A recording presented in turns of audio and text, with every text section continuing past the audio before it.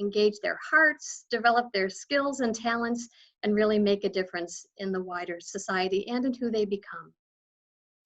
So what is experiential learning? It's an intersection of very important elements of engagement. And so you see on this graphic before you, the center is an academic department at the university. And what we do starts with the academics at the heart of the enterprise. But we connect facets of teaching and learning, of experience, of engaging to the work that students do. And so it's a very holistic, significant framework. And you'll see that in the heart of it is this engagement, and that's where you come into play. You make this all possible. Our work is extensive. In 2019-2020, for the academic year, we had more than 1,250 students involved in weekly service with you, with over 75 of you in the greater Cleveland area. We have partners in all different kinds of work, and that really broadens what our students have an opportunity to see and be exposed to. 571 students were involved in the fall in service learning and project-based community learning, and 679 were involved in the spring until we hit the brakes with the pandemic. We also did 110 weekly drives to various sites, and our students were in vans and in the streets and at your sites for most of that. One of the highlights of this past year has been the achievement of the Carnegie Classification for Community Engagement. This was a 10-year process that the university involved everyone around the university to look at continuous improvement and deepening of the ways we engage with the community. This designation is an elective designation that you must apply for. There's a national review process, and every stakeholder on the campus has a role in the review. So our partnership with you is really what made this designation possible, because our work depends on engaging in the community. Incidentally, John Carroll was recognized as one of 119 colleges and universities that received this classification this year, and one of only 8% of institutions nationwide that are recognized for the engagement we do in the community. As you see, our president really supports and engages the work that we do. This real world learning is essential for 21st century teaching and learning and for student success.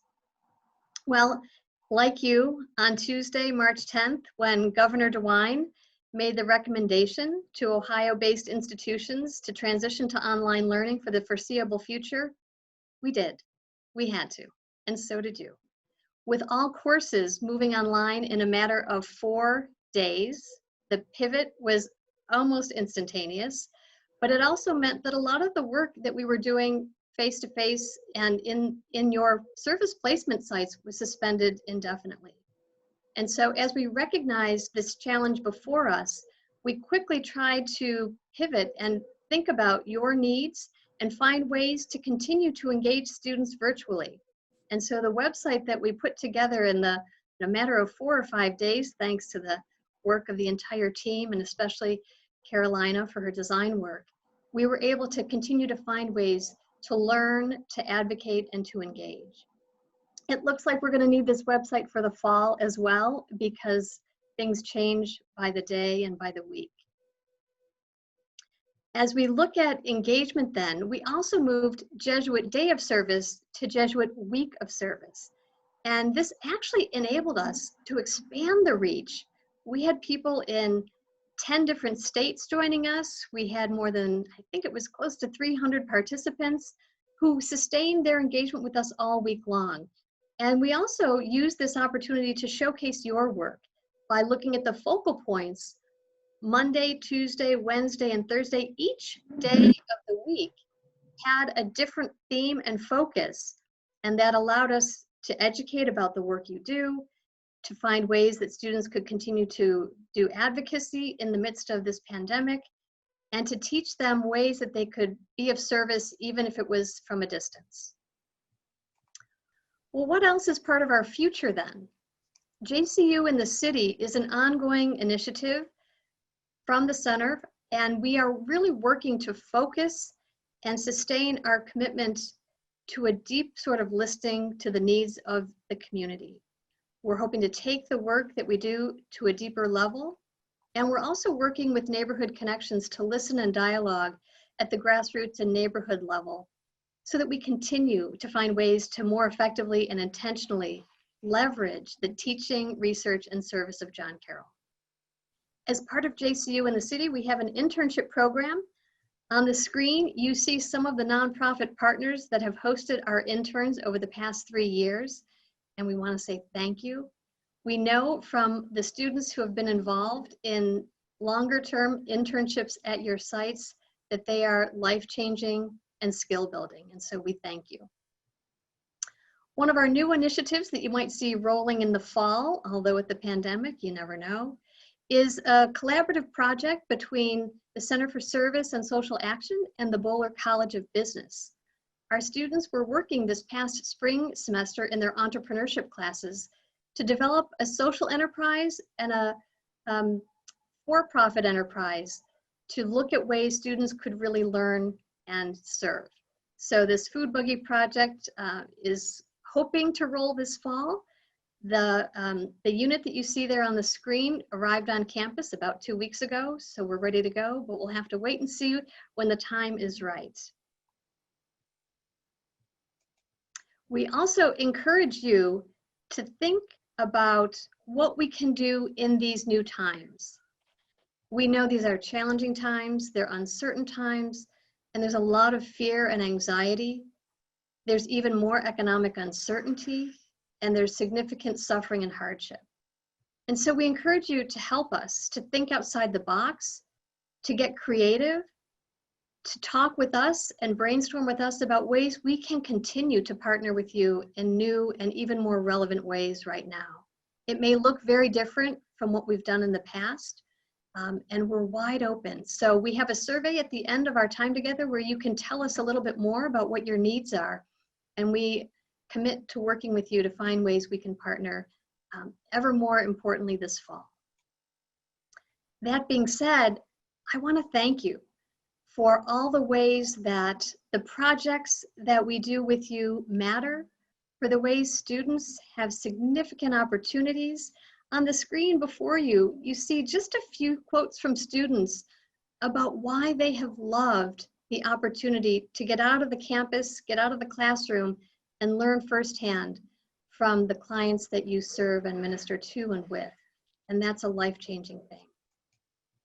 You are such valued colleagues, you're valued partners, you are exemplars, you are leaders, and you are collaborators, and we thank you for the difference you make. And lastly, like each of you, we have all had to be nimble and responsive to the events as they unfold.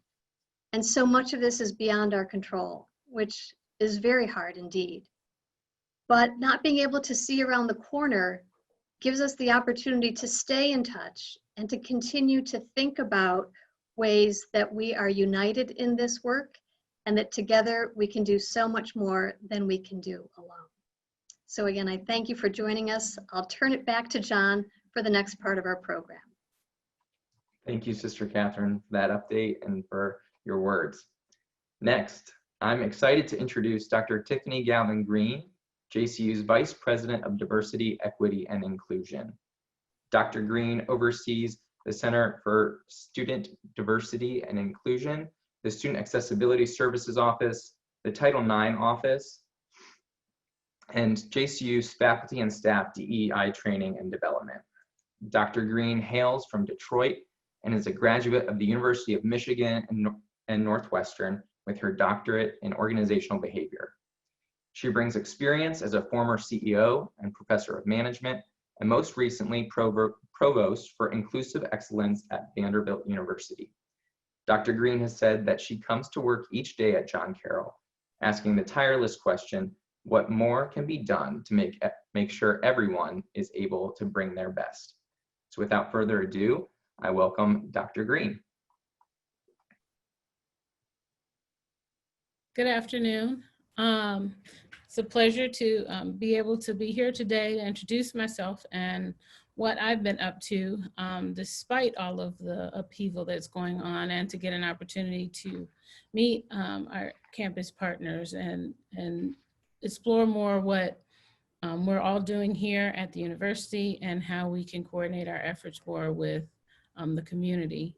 So yeah, as it was said in my introduction, I am the inaugural vice president. So that means most of the work that I've been on board doing now for, I guess, John and I are similar. We've been here about 10 months together as new members to the campus, but it has allowed for the creation of a new division for diversity, equity, and inclusion to centralize a lot of the efforts that have been ongoing. And some of you that have been longstanding partners know that we've had ongoing initiatives and especially student-focused endeavors for quite a while.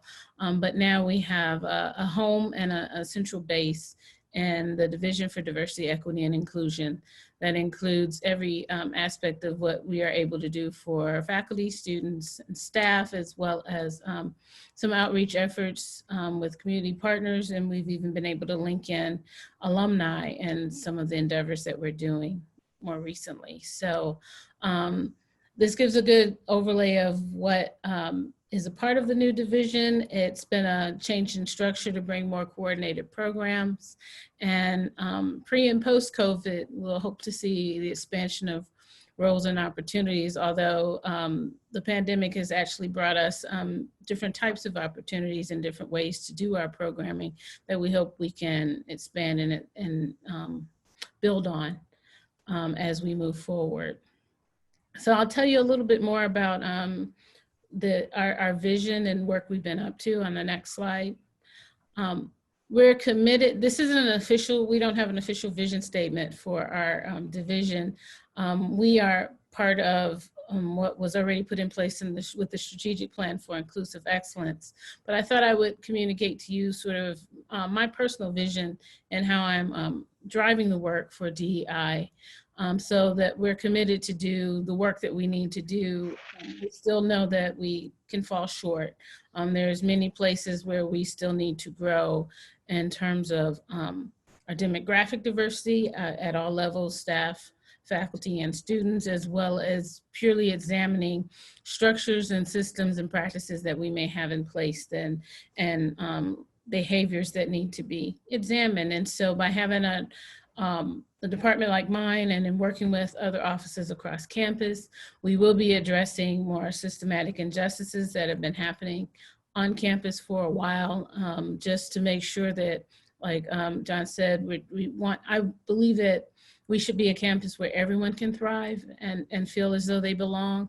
And if there are any barriers to that in any places, in any groups, by any policies or practices that may be in place, that we examine those and make changes as quickly as possible. So in terms of plans and goals moving forward, you know that, like I've said, we've had the strategic plan of inclusive excellence in place for 2 years. That has now evolved to being a standing plan with a few modifications, just examining sort of the specific objectives within. Modifications such as, it used to be a part of that plan to have a department such as mine. Now that we've achieved that, we want to move on to how we can further resource our efforts and concentrate on these 4 main areas, which is our policies and practices, what we're doing in terms of curriculum and educational offerings, what we're doing in terms of recruitment and retention, and that's for students, staff, and faculty. And just in general, how are we making sure that our campus climate is the best that it can be? And in ways in terms of, and I'll just make a quick statement there, for instance, campus climate initiatives that are not just sort of checking in to see what's going on by surveys or other kinds of, through other kinds of measures, but also making sure we have an environment that feels free to report if things are going on that are making anyone feel on campus as though they don't belong or things are inequitable. So we already have a bias incident reporting system in place that's been revamped and also a part of my area, but we're finding, or I'm finding that as people come to recognize our division and my role, that I'm getting some insight more directly. So however I need to get the information, then I can work on ways that we can just make this a better campus community, and what are the kinds of improvements that we can make. I'll tell you a little bit about our current initiatives. What we have been engaging in since I've been in place. We've been pretty busy. But right now, over the summer, particularly in response to what's been going on with social injustice and racial injustice concerns, I had started some book read projects for faculty and staff in the spring that were really well received. And so I wanted to build on that with an opportunity to engage more faculty and staff, as well as get our alumni and incoming students, as well as current students involved in a starting discussion point. And so we are reading The Person You Mean to Be, which is by Professor Dolly Chug at NYU. It's a great sort of merge of research and practices on some of the barriers that keep us from being the best people we can be, even though we believe that we are always on the side of right, most of us do. So it's an enlightening perspective that meshes well with our mission and values for how we want to explore and make sure that we are being not just good people. There's a concept in the book that talks about trying to aim to be goodish, which means that good people always recognize that they could be better, and how are ways that we can improve. So right now we have almost 300 participants because we started at midsummer. That includes some incoming students, as well as past students, staff and faculty, and all of our senior leadership, including the president, is engaging in the project, and some board members, I should say. So we do weekly virtual gatherings and some reflective exercises, and we plan on building on that with future book reads, as well as ways to further expand our understanding of biases. We've amped up resources and communication. We have a racial equity resource guide. We have a much more expanded website that I encourage you to take a look at if you're interested. And if you have suggestions for things that we should link to that you all are doing as partners, or other things that you would like to see sort of looped in, we are happy to showcase that as well. We've started a diversity, equity, and inclusion newsletter called Rise Up. I'll tell you more about where the rise comes from, but we do short stories, but highlight new programming that we have going on, or local events that partners are doing that those that are interested in diversity, equity, inclusion would like to be aware of. And we have an online suggestion box. So this is a great opportunity to engage people both on campus and outside of campus and increase our social media presence, but also be able to link in what has now become our common reality, which is virtual connections. We've been doing more dialogue and reflections. We've had some established affinity and accountability groups for Black and Indigenous people of color, as well as aspiring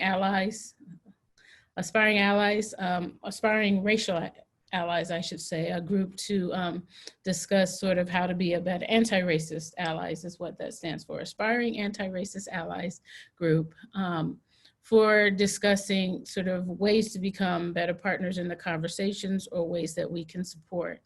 And we're doing more partnerships. We've had some initiatives with campus ministry, as well as we're working on an examinand for the entire university to engage in, and some virtual vigils and discussions. And those, again, have been a shape. Things that emerge out of those discussions are being shaped into new programming that we will put into place more in the fall. I'm trying to have a much tighter link between what are our campus needs and how can we sort of immediately address them, as opposed to what we need to work on over time. We will have Q&A, so I see some questions jumping up, so I won't ignore those. I just want to finish going over a couple of things. For training and education, since January, we kicked off our RISE series, which stands for Reinforcing Inclusion Through Skill Building and Education. So I've done some inclusive teaching workshops and some other sorts of how to get involved in racial equity work was a presentation I did more recently in June through our alumni series, but it's also available and linked on our website.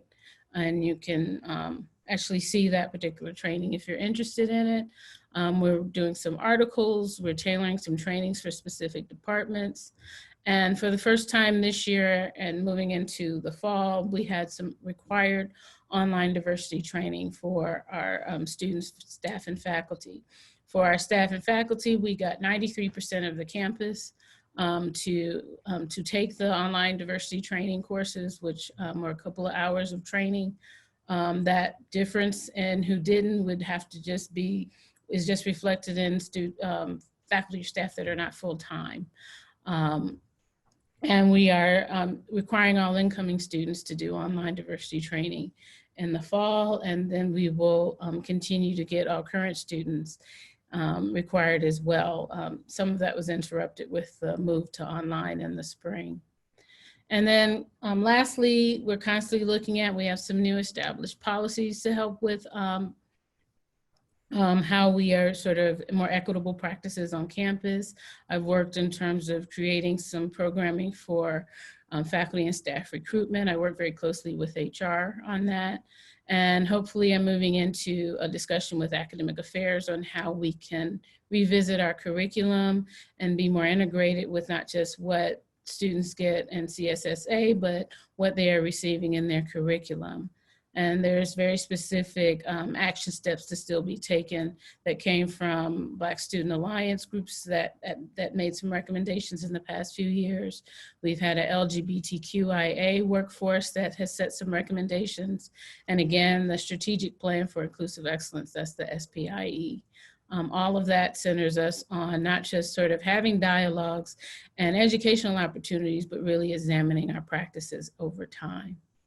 Lastly, I'll mention that student-focused, part of my division is CSDI, that continues to do their programming in person and remote and helping students through various means. There's a lot of partnership activities that are now being migrated to still continuing to be offered in cooperation in conjunction with career services, counseling and well-being, et cetera. In fact, we have a new grant funding that we just received word of in the past few weeks that allows us to do more of, it's called the Wayfinders program that CSDI will be offering, that's targeted towards helping marginalized students and as in conjunction with student accessibility services to engage in more career building opportunities. But with that, there'll be a lot of micro internships.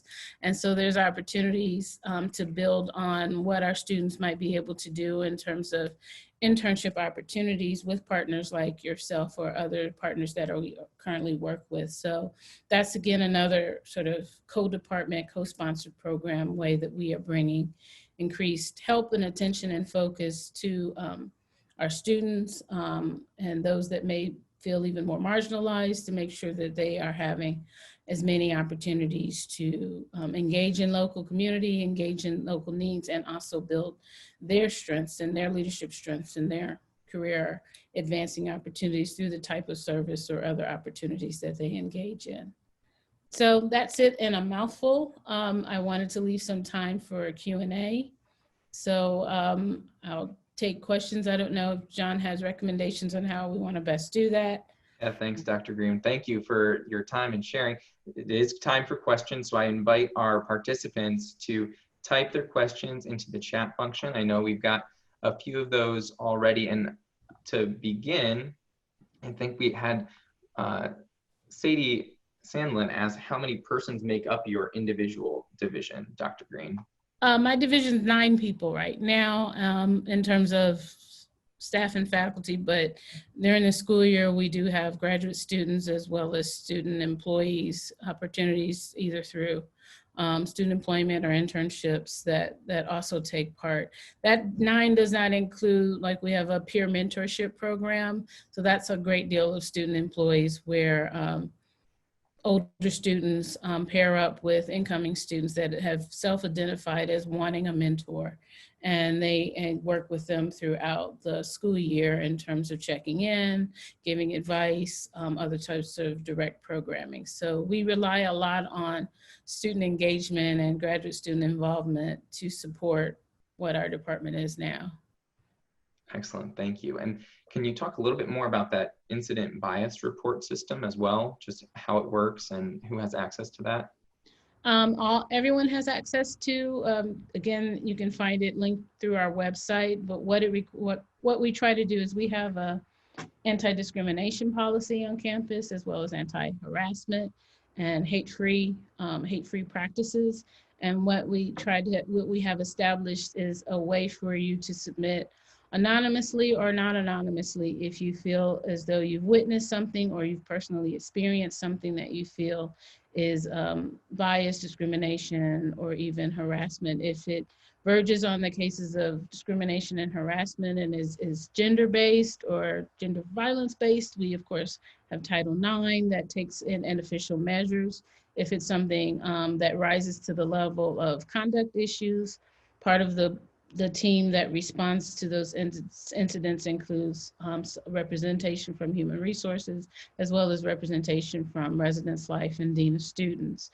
So it can, what we have in place is a team that can respond both in terms of corrective actions, as well as being informed of what we may need to provide in the community. So there's a form that you can use and you can submit sort of, hi, this has happened to me, or this is something that I've witnessed, and I feel as though I or whatever I witnessed seems to be bias related. And you can indicate if what you would like to see happen. And a team of us reviews it, me most directly, and we follow up as quickly as we can, which has been interesting in a virtual environment, but it's ongoing. And even when people come to me individually and say, hi, I understand this is the area that you're working on, we still try to have those things recorded through our bias incidents process, because we do a yearly report that shows sort of incidents that have been reported and what has happened. And though some can kind of think of that as, well, that may be a bad thing, it's actually a good thing to have an environment that's open to discussing sort of, here's something I've experienced. I don't want to stay quiet about it. I want to see a change. I need some help in how to change my peers or something that may be going in classrooms. And the more we get to reporting these kinds of things, the more we can feel that the climate is open to, again, trying to do better. We're not trying to silence and punish and have a punitive kind of edge to it. We're trying to use this as a constant kind of a learning process for our entire campus. So that's in a nutshell what the bias response team does. Thank you, I appreciate that. Now, this is a time for us to always continue learning. Can you tell us what the I and A stand for in the LGBTQIA section? Oh, yes, the I and A, I is known for inquiring or inquisitive questioning, as opposed to the Q is actually for queer. And so those individuals that may be sort of questioning in terms of where their identity is, or and it leaves that particular category open that you haven't necessarily identified with any particular group. And then the A means allies. That can just include anyone that supports the cause of all of the other, the lesbian, bi, gay, queer, transsexual questioning groups. So allies can be within that particular community, or just highly supportive of the work, or making sure that that community is recognized and valued. So that is the most expansive version, and part of what came to us as a recommendation through the allies in our community that wanted to feel that they also were a part of the voices to be heard and recognized, and help us to move forward in terms of being a more accepting institution. Excellent, thank you. Now, you mentioned in your talk about forming an examen, and can you tell us a little bit more about what you envision for that? Well, this is where I rely more on my colleagues, particularly the vice president of mission and identity for the university. Being a Jesuit and Catholic institution, examinants are part of the practice for being reflective and engaging in sort of more mindfulness and doing a form of spiritual reflection, while also trying to think about ways that you may actually demonstrate or change your behaviors as a result. So my understanding of it, because again, I won't be creating it alone, because I'm again leaning on our more of our Jesuit tradition, but it's to establish something that we commit to as a community in terms of doing self-examination, some self-reflections, and all of that being charged around looking at ways that we can be better, particularly in dealing with racial injustices or racial biases or any barriers that those, that particularly those that are Black in the community may be facing, and what more we can do as individuals as a part of this community. So it hasn't been, there's been some reflection and reflective exercises that have already been in existence among a lot of our partners in the AGC, in the network of other Jesuit colleges and universities, as well as what our mission and identity, diversity, equity, and inclusion actually was a part of our mission and identity office for a long time. So it's just in a further extension of that and a further commitment that we can make as a community. Thank you. Now, as someone somewhat new to campus, which in the last year or so, what would you say is one of the gifts or assets or strengths that you've already noticed at John Carroll or in its partnerships that align with the vision that you're looking for and trying to achieve? I think, well, one of the things that attracted me to come here is the fact that we do have such strong mission and values that are already dedicated to a faith that does justice. And so that gives us, it's already ingrained in what our beliefs are. It's very much ingrained in the work that CSSA does, for instance, and what all of the students that become involved are coming to understand. How can they do more? How can they serve? And sort of all the lessons that they should be gaining as a campus. And so that provides a really good basis and a model for being willing to learn and grow in more ways. That means that you're not necessarily starting from, okay, we know we need to do more. We already know, we already are at a campus that wants to do more, that is heavily engaged in the community and heavily engaged in serving others. So now we can build upon that. And that's what I see is in line with sort of not just talking about doing more, but how do you actually engage in the work? And how are you willing to actually look at yourself and say, okay, I'm engaged and I'm active, but could I do things differently?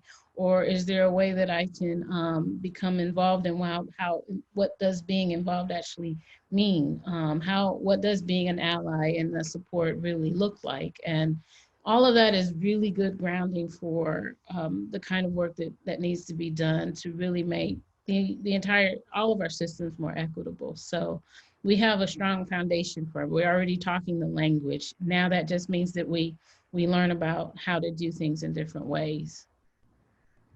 Thank you. And we still have about 5 minutes left or so for any other questions that people have. But one question that I'd like to ask is, what would you say to someone maybe on the call that's thinking about expanding their DEI efforts within their own organization? What are some first steps or things that they should be thinking about and doing? Yeah, that's an interesting one, because we have a good mix of different types of organizations. I think one of the first steps is to start listening to, if it's a matter of listening to the constituents that you're serving, or listening to the staff that you have employed and the work that you're doing, and really have some critical discussions. Make it clear that, what are some of the issues that you'd like to see us improve on? What are some of the needs you think aren't being addressed? And that may be a separate discussion that you have with staff, as opposed to the discussion you have with, what are we hearing from the constituents that we serve that our organization has been neglecting or hasn't given enough attention to? And you have to be open to, or make it very clear that you're open to the criticisms if it comes in the form of criticism, but don't take it in sort of a defensive posture. It really has to be a listening to, oh, for awareness and listening for insights. And then you take all of that information and you charge whoever, or you either you have someone dedicated to it or a committee of people dedicated to turning that information into action. And so you want to gather sort of from everyone that you want to know what's going on. You want to gather that information and then turn into, well, what can we address in the short term, and what's probably something that we'll have to address in the long run? And what are ways that we can engage those that we are working with, our staff that gave us that insight, or our constituents that gave us that insight? How can we engage them in doing that work so that it isn't just seen as something you're doing for them, you're something that you're doing with. But that's the biggest hurdle, that you don't try to come up with any sort of plan or ideas without getting the information from those that actually are experiencing some of the biases or experiencing some unaddressed needs. You want to take that information and not be defensive, but figure out how to be solution oriented. Excellent, thank you. And you did mention a diversity training online. Is that found on your website or through the DEI division's website?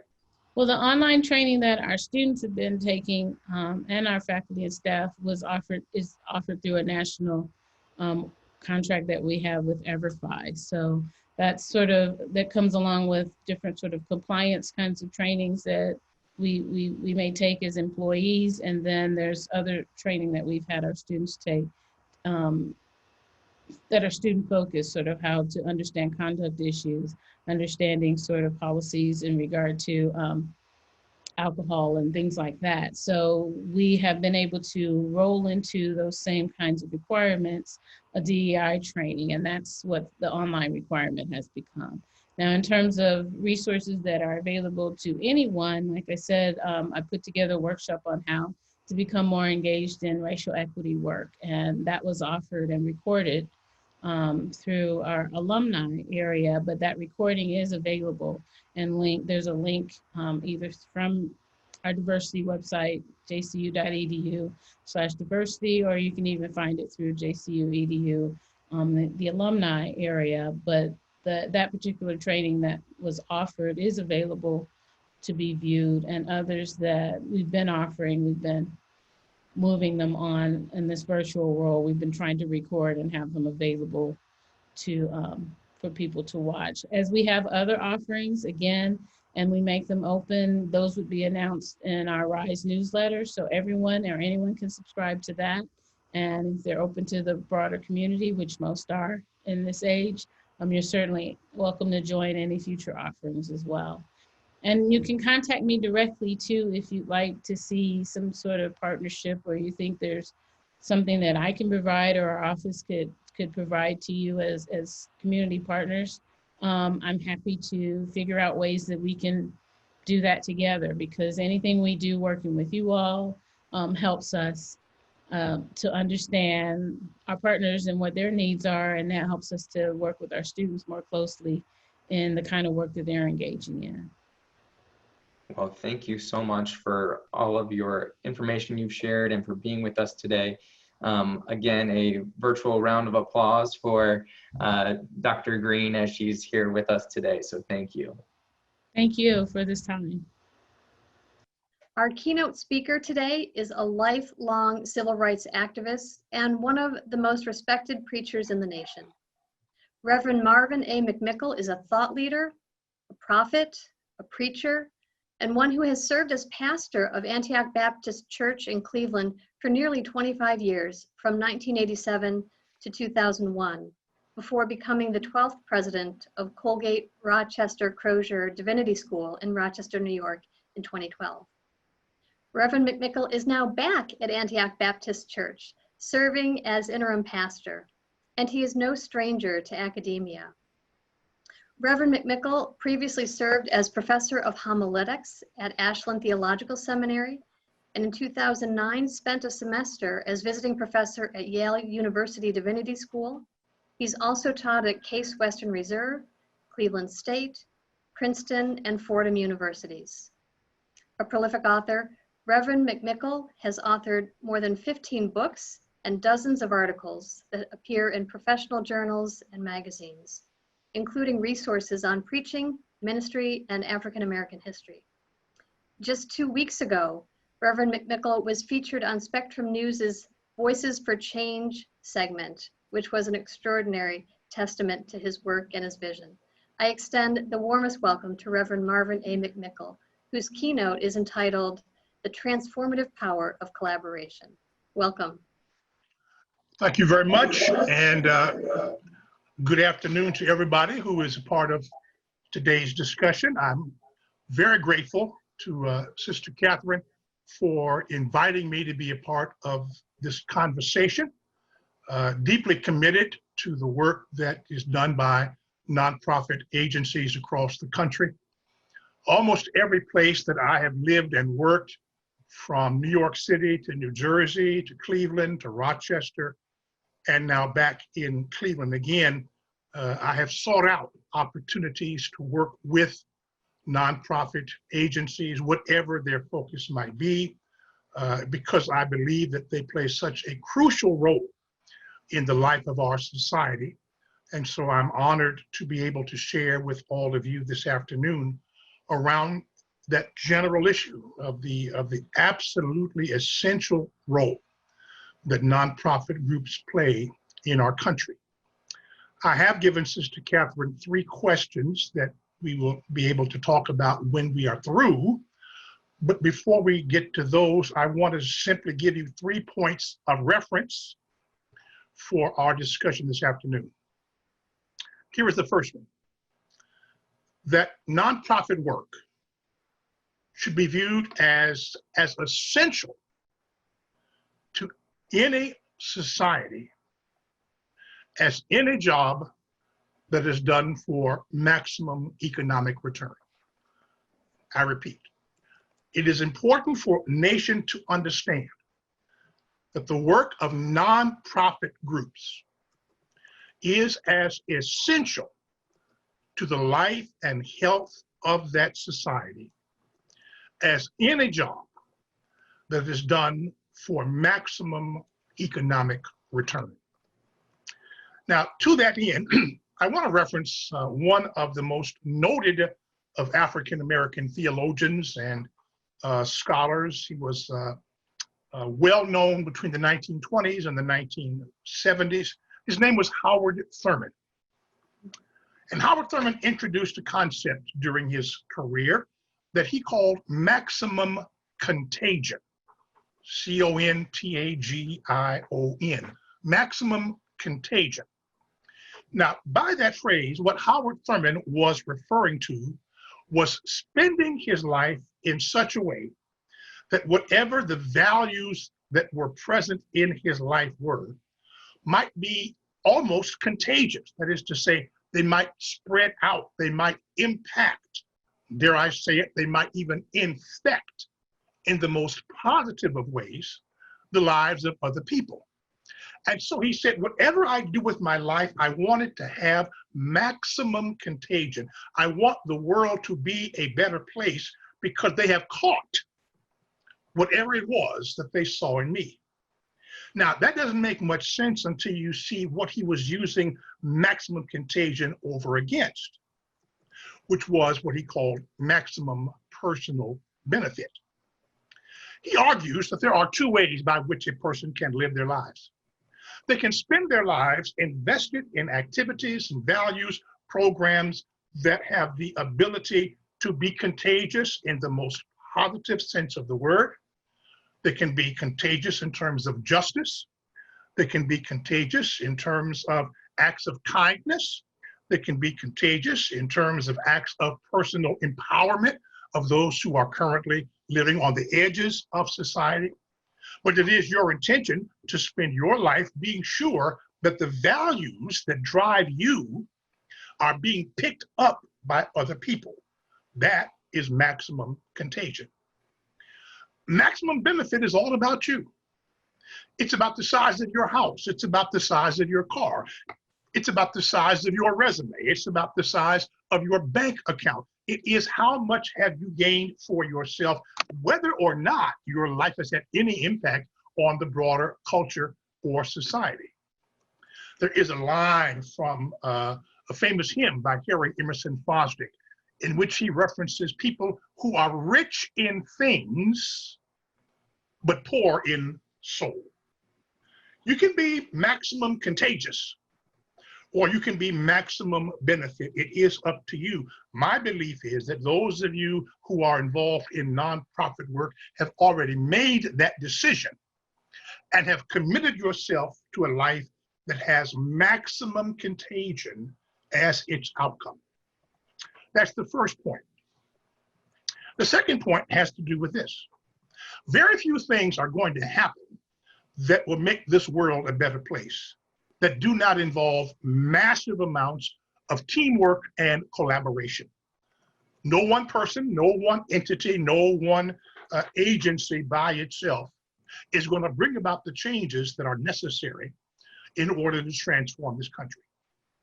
Now, we recently celebrated and captured the spirit of Congressman John Lewis. And in doing so, we remembered the things that John Lewis said and did, primarily in the civil rights era, but even more recently, as he worked so hard for the creation of the African American Museum, which now stands in Washington, D.C. as part of the Smithsonian. But the fact of the matter is that people like Martin Luther King Jr.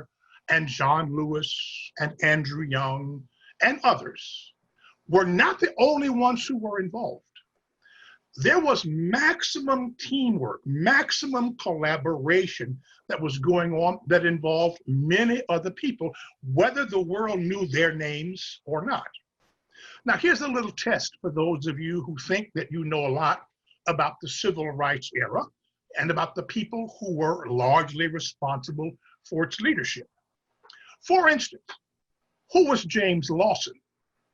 Well, James Lawson was the person who taught the freedom riders and those who sat in at five and dime stores in Nashville and in North Carolina, the art of nonviolence. There would have been no civil rights movement as a nonviolent effort if there had not been Martin Luther King Jr. and James Lawson and John Lewis and others. Who was Daisy Bates? Daisy Bates was the woman who worked with the high school students in Little Rock, Arkansas in 1957 to prepare them to integrate Central High School in Arkansas in 1957. They didn't just send those 9 high school students out on their own. They spent months and months and months getting them ready for the experience of being howled at, spat upon, threatened, and intimidated. And if it had not been for other people like Daisy Bates, like James Lawson, like Hosea Williams, like so many others, the work of civil rights in this country would not have moved forward. So my second point is that working together toward a meaningful goal is essential in the work of transforming our society. Now, I want to give a footnote to that to say that is especially true if you do not care who or which agency gets the credit. Part of the secret to collaboration is making sure that the only thing that is important to you is the achievement of the goal and not necessarily that your name ends up on a plaque somewhere celebrating your singular contribution to the work that is going on. So point number 2, collaboration is essential for social transformation, and that is especially true if nobody is hung up about whether or not they get any credit for the work that they singularly did. Martin Luther King Jr., we all know. John Lewis, we all know. James Lawson, not so much. Daisy Bates, not so much. Many more people who were involved in the movement that brought us to where we are, but their names are not known. Third, as a preliminary point of reference, we really do need to redefine in the United States those vocations and professions that are considered essential workers. Now, when COVID-19 hit, we kept hearing about who are the essential workers. Who are the ones that we have to get the PPE to, the personal protective equipment? Who are the ones we have to be sure get the tests for COVID-19? Because without them, we could not prevail in the face of this disease. And so they began to name the essential workers. Well, of course, doctors and ICU personnel are essential workers. Nurses are clearly essential workers. Firefighters, police officers, EMS or EMT persons are clearly essential workers. But you see, most of you work with people who provide other essential services, as do you yourselves. And so we have to advocate for the dignity, for the compensation, for the workplace safety of other persons who are essential. So I believe that every time you take a bite of food, a drink of a beverage, you ought to be giving thanks for the essential work of farm workers in this country who are out in the fields without any guarantees that they're going to get the kind of PPE the rest of us demand for ourselves. School teachers, bus drivers, who are right now debating whether or not to return to public schools because they're not sure that those places have been made sufficiently safe for them and the students to return. The heads of every agency on this call and your staff persons and your custodians and your caseworkers, every one of you is an essential worker without whom the important work that is being done here in the greater Cleveland area could not be accomplished. So I want you to keep those three things in mind as I tell you a story that dates back to my first career in ministry in Montclair, New Jersey, that dates back to 1976. I started as the pastor of St. Paul Baptist Church in Montclair, New Jersey. And when I first arrived, I was called upon to do a funeral. Now, funerals typically involve, the pastor who gives the eulogy and the musicians who play the instruments and sing a song. And so I was completely focused on that aspect of planning for a funeral. I was completely unaware of a group that called itself the Helping Hands Club. I asked myself and others, well, who or what are the Helping Hands Club? The answer came back.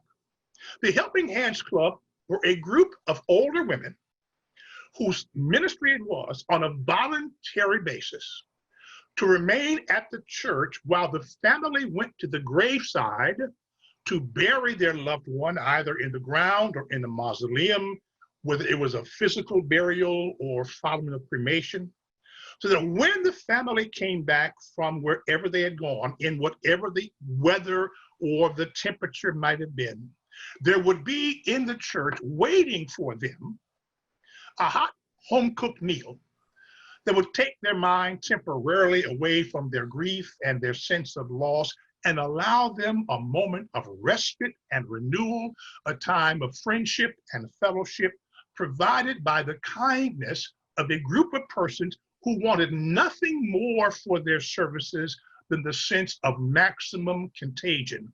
They wanted the kindness of their hearts to rub off onto the lives of other people. They did this every time there was a funeral. It didn't matter if the person was well known or lesser known or unknown. All that we had to do was tell them a funeral was being planned, and we knew with an absolute certainty that when we came back from that graveyard, the Helping Hands Club would be there. I asked the leader of that club one day, how can I express my appreciation to you for the work that you all have done? How do I call out your names before the congregation so that we can salute you for your acts of generosity? Her answer was, we don't need any recognition. We don't want anybody to know our names. We don't have to have a plaque hanging in the kitchen that reminds folks of what it was that we did. We're just here because we have a spirit, a kindness, a sense of duty. We just want to be helpful. And so I spent many a day in that kitchen, first in Montclair, New Jersey. Then when I came to Cleveland, there was a hospitality committee. They did exactly the same thing. Now, here's my question for those of you on the call. Whose work was most important during those funeral services? Was the most important thing, beyond any question, the work that I did with the eulogy? Was the most important thing the work that the singers did with the music they provided? Was the most important thing the work that the funeral directors did in preparing the body? Was the most important thing the kindness that was expressed by the volunteers of the Helping Hands Club, who simply wanted to invest their lives in the ministry of helping people in a time of crisis? My answer is yes, yes, yes, and yes. All of those were important interventions. And with respect to the Helping Hands Club, nobody got the credit. Nobody was interested in whether or not their names were known. Now, because I was introduced as a person with a background in ministry and preaching, you will not hold it against me if I just tell you two Bible stories that help to make this case. The first comes from the book of Exodus, and it involves three people. Well, actually four. It occurs at a time when the nation of Israel is on its way from Egypt to Mount Sinai. They've not yet gotten to the place where the law is going to be given.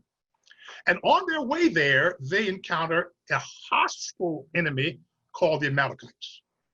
And the decision is made that they have to respond to this in the following way. One, Moses sends Joshua down into a valley to physically engage the enemy.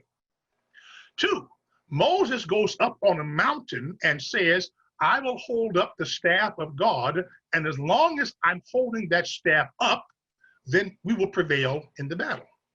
But of course, over time, his arms got weary and the staff started coming down and the battle shifted. That's where two other people came in, and their names were Aaron and Hur, H-U-R. Now, all that Aaron and Hur did was hold up the arms of Moses. They didn't go down into the valley to fight with Joshua. They did not have a sword in their hand. They didn't take the staff from Moses. They were content to simply stand one on one side, one on the other, and hold his arms up. Now, I asked the same question. Which of those roles was most essential? Was the most essential role played by Joshua? Is that why Israel prevailed? Was the most essential role played by Moses, holding up the staff? Is that why Israel prevailed? Or was the most essential role played by Aaron and Hur, who, because they kept Moses' hands up in the air, allowed him to do what he did so that Joshua could do what he did? Well, here's the same answer. Yes, yes, yes, and yes. All of them were essential. But I told you I had two stories for you, so here's the second one. And this one comes from Mark chapter 2, in which instance there is a man who is lying outside of a house. And the text simply says he was paralyzed, he was crippled, he was a paralytic. The house where he was trying to go was filled to overflowing with people who had come to hear the message from Jesus. The text says there were so many people there, you couldn't even open or close the door. It was just packed. All of them had come to that house, having obviously passed that crippled man by, lying on the road on their way to the house. They were so anxious to get what they wanted for themselves, they had no interest in helping a paralyzed man be a part of the experience. Then the text says this, then came four men, some men, who picked that crippled person up, one on one corner of his pallet, one on the other, four of them, each one getting a corner, carried him to the house where Jesus was. Because the house was filled to overflowing, they could not get in. They took him around the back of the house, raised him up on the roof, tore a hole in the roof, lowered him down into the presence of Jesus. And when Jesus saw what had happened, he said, your sins are forgiven. Their faith has made you whole. Now, at least with Aaron and Hur, we knew what their names were. Aaron and Hur.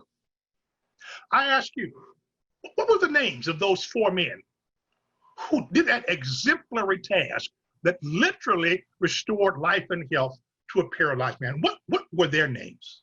Their names were some men. How do you give out a certificate of appreciation to some men? How do you make out a plaque that is given in honor of some men? They were not interested in recognition. They were interested in maximum contagion. Now, the question I want to raise with all of you is that sufficient for you? That even if you are not given recognition for the work that you do within your agency, or if your agency doesn't get recognition for the work that it does in the broader society, is it sufficient for you to know that what you have done has made a difference in the life of somebody who was desperately in need of the service that you delivered to them? That paralytic in Mark 2 could not do anything more for himself. He needed someone to come to his aid. That is one of the great things that nonprofit agencies do in our culture. They are the ones who come to the aid of people who don't have much with which to pay, who don't have much with which to offer any return favors. They just do what they do out of the kindness of their heart and out of their sense of maximum contagion. Now I want to give you a football analogy. It doesn't look as if we're going to have much football going on this fall, so I might as well give you a little dose of football while I've got you here. I want to ask you this question. If you think about the Ohio State Buckeyes or the Cleveland Browns, either one, doesn't matter. Tell me, which player on either team is the most essential? Who is the person without whom the football team could never operate? Now, most of us would say, oh, it's got to be the quarterback, because the quarterback is the person that receives the ball and decides to either hand it off to the running back or pass it to the wide receiver. Okay, now I've just complicated the answer by saying what the quarterback does. One, he receives the ball. From whom? From somebody who snaps it to him, and therefore the center is essential. I said he passes it off to the running back, so the running back is essential, or he throws a pass to the wide receiver so that they are essential, so that everybody I have named is essential in the task of moving the ball down the field, helping the team to win. But let me tell you something. If you think that you are a great football fan, here is a question I have asked of people in every city I've ever visited that had an NFL team. Tell me the name of the long snapper. The long snapper. Now you say, what in the world is a long snapper? I will tell you. Whenever a game is coming down to the end and a field goal is the only chance you have to win the game, the quarterback is now on the sidelines. The running back is taking a knee praying. The wide receiver is not on the field.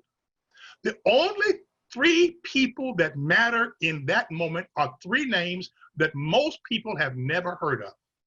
One is the long snapper, whose job it is to snap the ball not just to the quarterback, but snap the ball 10 yards back in a perfect spiral so it can be caught by a holder who must then turn the ball in a particular direction so the kicker can then kick the ball in precisely the right angle through the uprights so the team can win the game.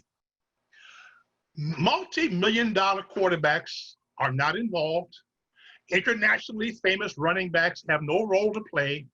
High-profile wide receivers are holding hands, hoping that three people who have no major notoriety can win the game.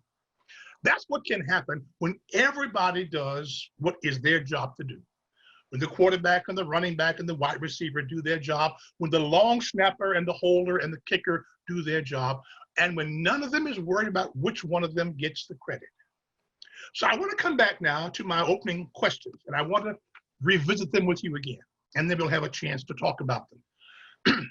One, that as a concept, nonprofit work is as essential to our society as any other work that is done for purposes of profit.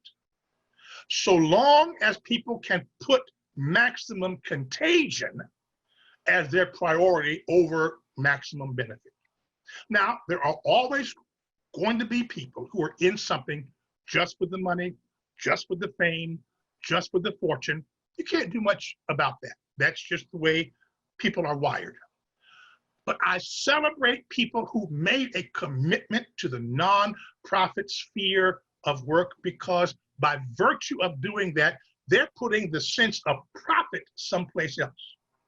The profit is not with the transformation of the bottom line of the country. The profit is with the transformation of the lives and the families that have been impacted by the work that they have done. That, my friends, is maximum contagion. Point number two, again, the work of nonprofits, both internally and externally, is maximized when people have learned to work in collaboration with others. Just like that football team, no one person can win the game by him or herself, just like Aaron and Hur with Moses, just like some men with the paralytic man in Mark chapter 2. You have to have people prepared to work collaboratively inside of their agencies and in partnership with other agencies to accomplish the transformation that we need in our culture. Let me remind you of the context of one of the most famous novels in all of the English language, which is The Tale of Two Cities, a famous novel by Charles Dickens, which is really two cities being Paris and London in the 18th and early 19th century, and of the massive economic disparity that drove those two population groups. We still have that going on in our countries today, massive economic disparities. Who is going to come to the aid of the people who live on the bottom rung of the economic ladder? Who will be the advocates for justice and equity in our society? Who will place maximum contagion over maximum benefit and work collaboratively to transform our culture? And finally, who are our essential workers and how are we advocating for them to be treated? Farm workers, school teachers, bus drivers, agency head, agency staff, custodial workers, case workers, home health aid workers. These are persons without whom we could not function. And part of the work that you do is providing such people to our society to make of this world, as John Lewis said in his last comment, a more perfect union. So I salute you for the work that you do. I thank you for the time that you have been spending together over these days, thinking about how to do your work more efficiently and more effectively. I thank you for your commitment to maximum contagion. And I hope we can talk about that a little more right now. Thanks very much for the chance to share. Excellent.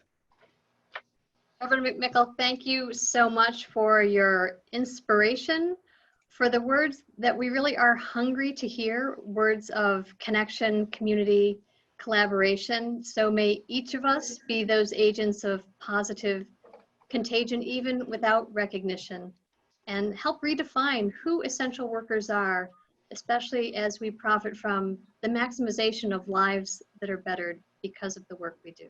Thank you. Thank you for the chance to share. So I'm ready for whatever questions anybody has, unless either John or Sister Katherine want to go first. And I did pose 3. Did you get those questions? We did, yes. Those are for your follow-up, for your smaller groups, right? Okay. Correct. Terrific. Thank you. So, Reverend, just one question maybe to start. How do you sustain hope in times like these when the challenges can be overwhelming and anxiety-ridden?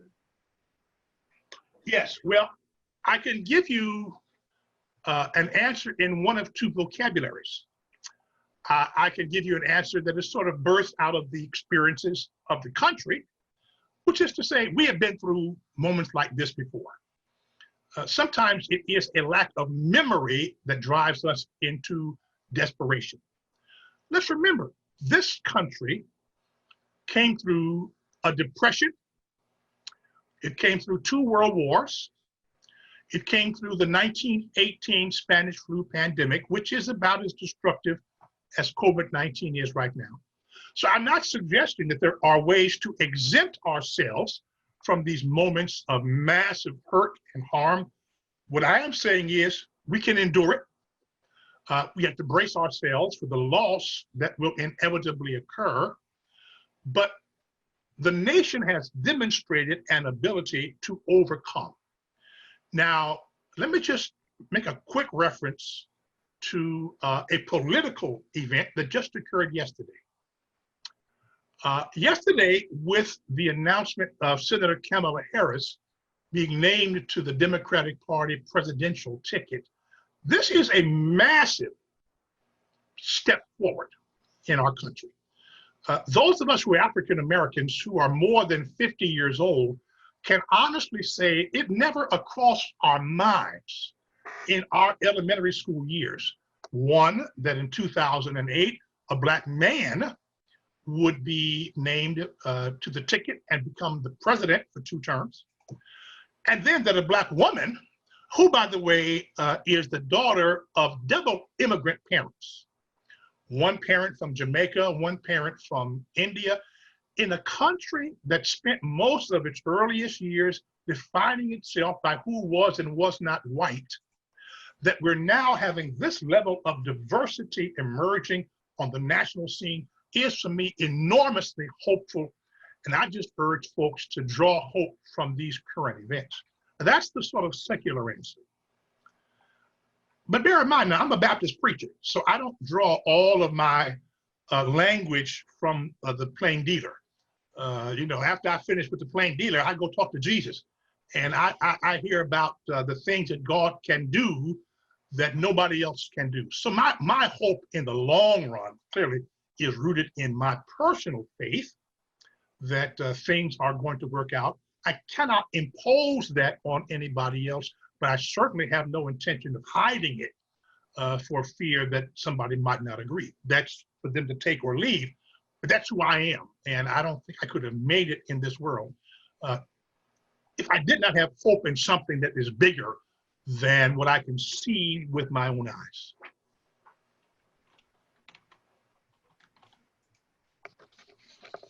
Thank you for that. And again, I encourage anyone else that has questions to feel free to put them in the chat. We've got a few minutes for Q&A before we break out into some breakout sessions to kind of discuss more about what was shared by Reverend McMickle. While you're doing that, let me tell you about 2 of the nonprofit groups I just had to leave because they were in Rochester.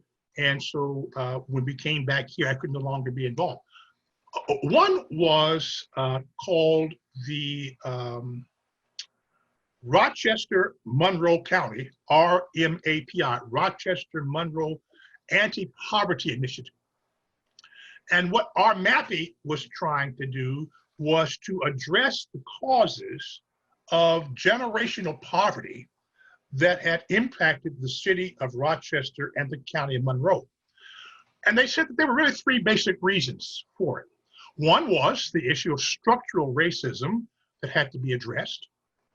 The second was the question of trauma, which is to say, what has happened in the lives of people that has impeded them from being able to break out of their poverty from one generation to the next. And the third one was, what are the community agencies and assets that are needed in impoverished communities in order for them to do their work? That third piece is what all of you are involved in. You are the agencies that are present in these impoverished communities that can be transformative for their work. The other agency I worked with was the Rochester Area Community Foundation, which was the same as the Cleveland Foundation. which was the agency that provided so much economic input into these agencies. So a lot of you get some grant money from the Cleveland Foundation. They are an essential part of this as well, because a lot of their funding flows from their sources into you and from you down to the people you help. So it's a wonderful flow of resources, both economic and personnel. Thank you. We do have some congregation members in the audience here. Amen, amen. And Sadie wants to know if that if this counts as her Sunday attendance. Tell her, these things ought you to have done and not left the others undone. Thank you. Yes. Yeah, yeah. And now that you're come, oh, go ahead. Yeah, tell her, sure. If you got enough today, I'm satisfied. All right.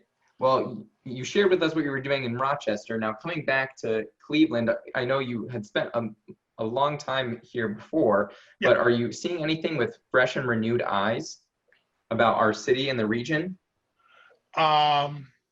Yes and yes. We are still a tale of two cities. I celebrate the development that has happened in downtown Cleveland, a lot of which was driven by the need to attract the 2016 Republican National Convention. So hotels and restaurants and all that, wonderful for the city, for those who are on a tourist trip.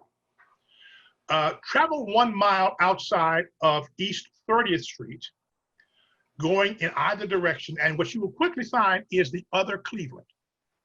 The Cleveland of abandoned lots, and may I say, of abandoned lives. I think that the folks on this call should be much less interested in what's happening downtown, where corporations and national groups are investing millions and millions and millions of dollars to attract business. That's good, and we should do that. But who's going to go out into these neighborhoods where schools are failing, where housing is crumbling, where lead-based paint is peeling off, where jobs have long since left, where a lot of the gun violence is going on, where a lot of the dysfunctional family activity is occurring? Somebody has to take care of the paralytic who is on the road while other folks have rushed inside to get whatever they can gain, leaving these people who are desperately in need behind as they rush along. So I certainly hope that what I have seen since I came back will be addressed. We just can't keep having two Clevelands, one rich and prosperous, one poor and desperate. Thank you. And you did share the idea of collaboration and how important that is. And now with this whole move to having to be online and all of that, have you seen specific examples of collaboration that have really sparked hope for you recently? Yes, well, as a matter of fact, I just answered an email yesterday that involves 3 agencies. One is a clergy group called United Pastors in Mission. The second is a faith-based group, which is Lutheran Housing Ministries. And the third one is Metro General Hospital, all of which are collaborating together to identify sites for COVID-19 testing in inner city neighborhoods. So on October the 2nd, between 9 in the morning and 1 o'clock in the afternoon, there's going to be COVID testing going on in the parking lot of Antioch Baptist Church because of the collaboration of various agencies. A healthcare delivery system, Metro General, a group that works with people who live in public housing, a Lutheran Housing Ministry, a clergy group that can get the word out about when and where COVID-19 testing can occur, and a local church that is going to let folks come onto their property and take as long as it takes between 9 in the morning and 1 in the afternoon to address what is perhaps the most pressing health issue of our time, which is COVID-19 testing. So there's at least one example of 4 different entities working together to accomplish an essential task. Thank you. That sounds like an amazing opportunity and great collaboration definitely at work. Yeah. Nobody's going to get everything that's wrong in this country resolved by themselves. It's going to take a lot of partnership, governmental partnership, nonprofit partnership, political advocacy. See, John Carroll right now is doing an important thing.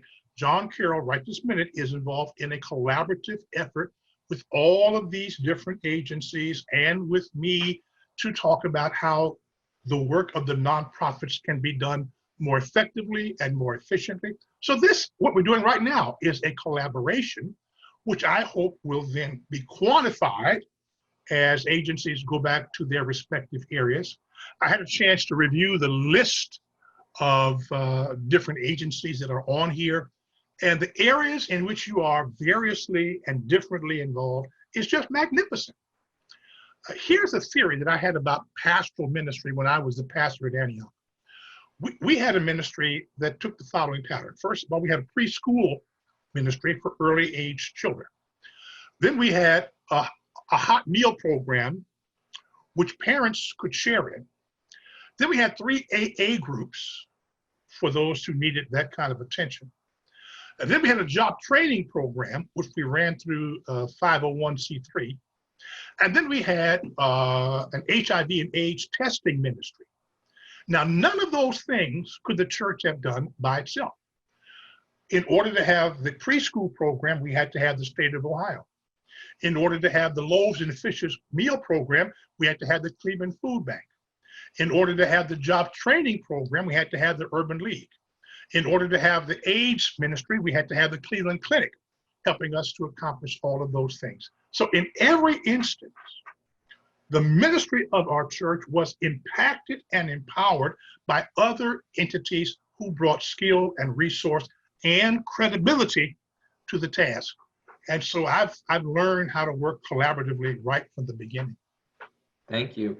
And some of our organizations are looking to do that as well, and finding maybe somewhat difficult as they're trying to pivot into this virtual realm. Yeah. How would you maybe describe or suggest that agencies work together during this pandemic when they're still trying to get their own bearings? And is there communities, especially in the communities that are most highly at risk? And this probably will just be our final question. Yeah. Well, I mean, I think at some point, some things have to start from the top. I mean, I think agency executives need to focus on 2 things. One, what is their primary focus, and with whom are they engaged in delivering that service? And how can they talk about ways in which they can focus in on their primary task with the most effectiveness so that we don't waste our time on duplication of effort. So if you're focused on housing, if you're focused on education, if you're focused on delivering home health care, if you're focused on delivering services to the poor, let's at least find out who's doing what so we can find ways to either partner up with each other, have a Zoom conference just like this one, share what your objectives are, and seek out folks who can help you do what you're doing. And remember, we won't be doing this forever. There's going to be a vaccine someday. It may not come by the end of this year. Let's not panic and think that everything has to be resolved right away. This will pass. It may not pass soon, but this will pass, and we can get back to normal. Let's stay in touch while the crisis is going on. The storm will pass over. Thank you. And thank you for sharing with us today and for being with us. Again, Zoom sometimes feels a little bit unceremonious, but I hope you're hearing the round of applause from all of us, from all of our different pockets of Cleveland. And thank you for your time here today. We're really grateful for the time that you've taken to be with us today. There is no substitute for an in-person meeting. But this was the next best thing, at least to be able to see you all, to connect, and to think with you about what's happening, how do we continue to collaborate together, how do we provide maximum positive contagion for all that we encounter and for the work that we do and the people that we serve. So I just want to thank you for your time with us today.